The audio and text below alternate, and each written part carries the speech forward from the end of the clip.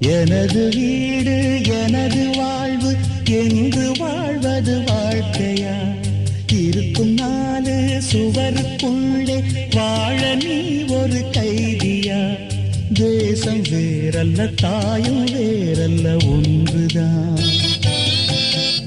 தாயை காப்பதும் நாட்டை காப்பதும் ஒன்றுதான்.